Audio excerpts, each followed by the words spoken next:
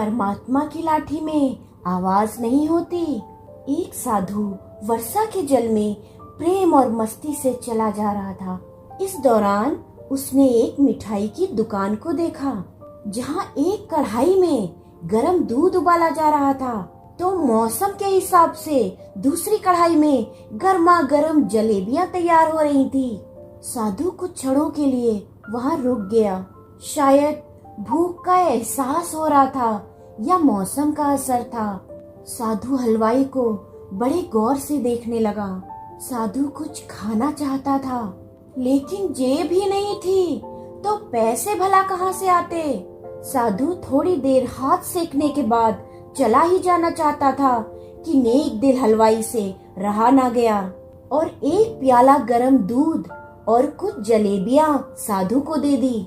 साधु ने गरम जलेबियां गरम दूध के साथ खाई और फिर हाथों को ऊपर की ओर उठाकर हलवाई के लिए प्रार्थना की और आगे की ओर चल दिया। साधु बाबा का पेट भर चुका था। दुनिया के दुखों से बेपरवाह वो फिर एक नए जोश से बारिश के गंदे पानी के छींटे उड़ाता चला जा रहा था। एक बार इस मस्त साधु ने बारिश के गंदे पानी में जोर से लात मारी, पर साधु इस बात से बेखबर था कि एक नई शादी किया हुआ जोड़ा भी वर्षा के जल से बचता बचाता उसके पीछे चला आ रहा है और बारिश का पानी उड़ता हुआ सीधा पीछे आने वाली औरत के कपड़ों को भिगो गया और उस औरत के कपड़े कीचड़ से खराब हो गए। उस औरत के पति से ये बात बर्दाश्त नहीं हुई, इसलिए वह आस्तीन चढ़ाकर आगे बढ़ा, साधु के कपड़ों को पकड़ा और खींच कर कहने लगा, अंधा है क्या? तुमको दिखता नहीं है? तुम्हारी हरकत की वजह से मेरी पत्नी के कपड़े कीचड़ से गीले हो गए हैं। साधु हक्का बक्का सा चुपचाप खड़ा था। साधु के चुप रहने के बाद भी उस औरत का पति शांत नहीं बैठा।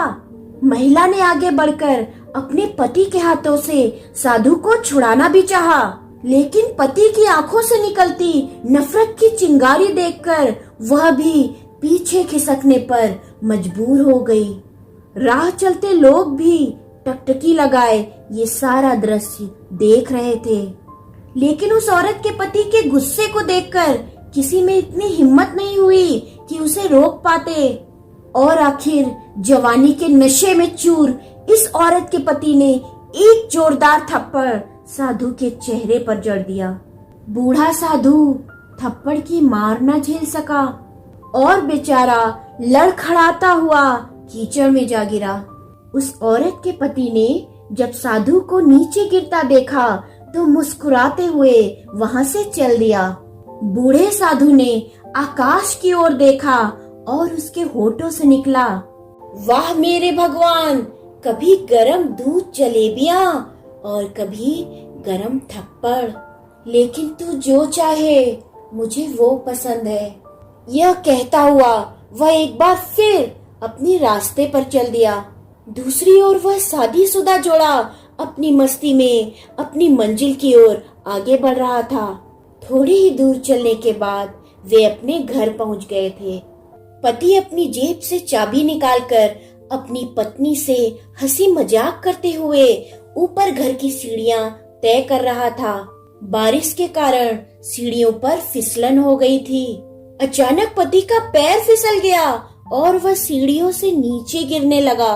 पत्नी शोर मचाकर लोगों का ध्यान अपने पति की ओर आकर्षित करने लगी, जिसकी वजह से उसके संबंधी और दूसरे लोग तुरंत सहायता के लिए दौड़े। लेकिन सीढ़ियों से नीचे गिरने के कारण उसका सिर फट गया था और उसकी मौत हो जाती है। लोगों ने दूर से आते साधु बाबा को देखा तो आपस में कानाफूसी करने लगे। जरूर इस साधु बाबा ने थप्पड़ खाकर इसको श्राप दिया है, तभी ये मर गया।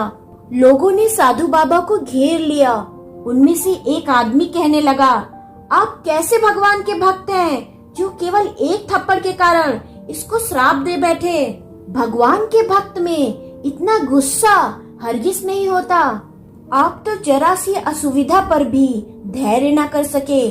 साधु बाबा कहने लगा, भगवान की कसम, मैंने इसको श्राप नहीं दिया।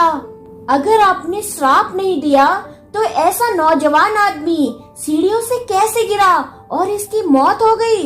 तब साधु बाबा ने दर्शकों से एक अनोखा सवाल किया।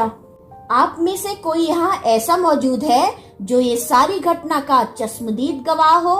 उन्हीं में से एक आदमी आगे बढ़कर कहने लगा, हाँ, मैं इस घटना का चश्मदीद गवाह हूँ। साधु ने अगला सवाल किया, मेरे कदमों से जो कीचड़ उछला था, क्या उसने इस औरत के पति के कपड़ों को खराब किया था?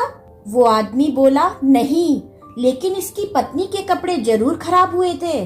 साधु ने पूछा, फिर इस औरत के पति ने मुझे क्यों मारा? आदमी कहने लगा, क्योंकि वो इस महिला का पति था और यह बात वो बर्दाश्त नहीं कर सका कि कोई उसकी पत्नी के कपड़ों को गंदा करे, इसलिए उसने आपको मारा। उस आदमी की बात सुनकर साधु बाबा ने मुस्कुराते हुए कहा, भगवान की कसम, मैंने श्राप कभी किसी को नहीं दिया, लेकिन कोई है जो मुझसे प्रेम रखता है। अगर इसका पति सहन नहीं कर सका तो मेरे प्रभु को कैसे बर्दाश्त होगा कि कोई मुझे मारे। मेरा भगवान इतना शक्तिशाली है कि दुनिया का बड़े से बड़ा राजा भी उसकी लाठी से डरता है। दोस्तों, ये सच है, परमात्मा की लाठी दिखती नहीं लेकिन पड़ती है तो बहुत दर्द देती है।